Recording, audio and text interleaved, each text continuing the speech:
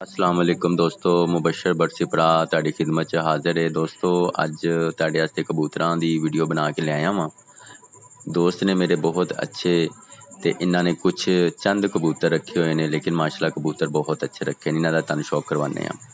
ए देखो, ए दो नर हैगे जे जनाब, बहुत ही प्यारे नर ने, बड़े एक्टिव ने, बड़ी अच्छी उड़ान है। ते इन्हां दा शौक करो पहले, बाद च तुहानूं दूसरे जिहड़े ने कबूतर उन्हां दा शौक करवाने आ।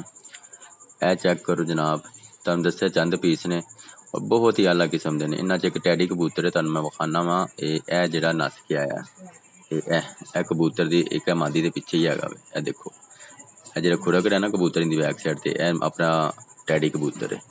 ते इंदा शौक करो। इंदे बाद तुहानूं इंदी एक मादी हैगी है, इंदी इन्हें बच्चे दिते सन, उहदे च एक मादी निकली है, उहदा तुहानूं शौक करावांगे आखिर ते। बहुत प्यारी मादी है, तुसीं देखोगे दिल खुश हो जाएगा। उहदे तो पहले तुहानूं एक नर ते एक मादी है साडी घर दी बहुत अच्छी, उहदा तुहानूं शौक करवाने आ। ए देखो जरा, ए तुहानूं मैं अगे चेक करवाना जनाब, मेहरबानी।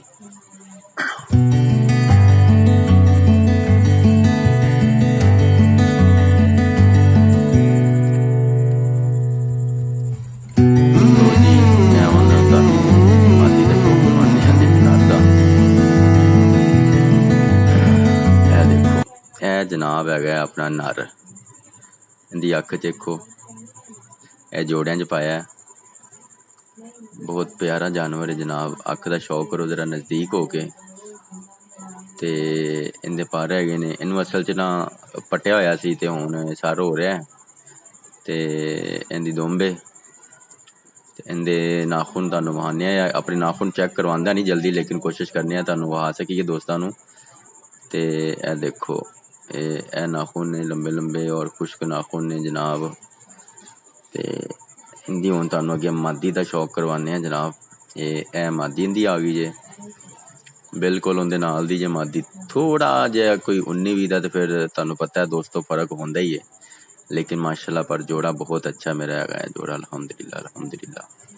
बस तुहानूं अग्गों ए इंदे परां दा शौक करो पहले, फिर जनाब तुहानूं इंदी टेल दा शौक करवाने आ। ए बंद टेल हैगी जे, ठीक है। और इंदे खुश्क नाखून जिहड़े हैगे इन्दा शौक है। इंदे नाखून दोस्तों देखो किड्डे लंबे लंबे जे माशाल्लाह। दोस्तों अगे तुहानूं एक ऐसी कबूतरी दा शौक करवा रहे हैं जिहड़ी साडी टैडी कबूतरी होएगी, और उस टैडी कबूतरी दी ही दोस्तों है उस टैडी दी हैगी जे मादी, जिहड़ा तुहानूं टैडी पिछे दिखाया सी ना। इंदे पर चेक करो माशाल्लाह, बहुत प्यारी मादी हैगी जनाब, बहुत प्यारी, ठीक है। इंदे पर जे इंदी दुम दा शौक करवाने तुहानूं। ए वेखो बंद दुम जे, जो मर्जी कर लो जी, तो आप नहीं ना खोलनी है, इन्हें अपनी दुम नहीं खोलनी, ठीक है। और इंदे खुश्क नाखून जे, ए देखो दोस्तों, ए मादी साडी बहुत ही अच्छी मादी है। बस दोस्तों यह ही तुहानूं एक वीडियो बना के चेक करानी सी, उम्मीद करना